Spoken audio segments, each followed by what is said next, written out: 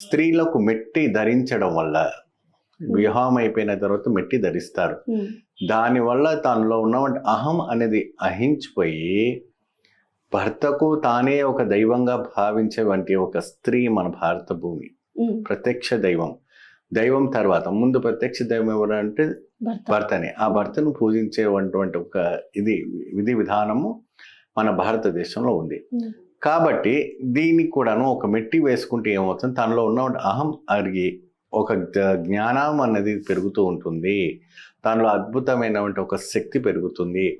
ఆ ఒక మెట్టి ఒక నాడి నుంచి కూడా ఆ శరీరంలో ఉన్నటువంటి రక్తనాళాలన్నీ కూడా రోగ నిబద్ధనం అయిపోయి పెళ్లి కాయాలని తర్వాత పెళ్ళైన తర్వాత ఆ వాళ్ళు విశేషమైనటువంటి ఒక యాక్టివ్నెస్ పెరుగుతుంది.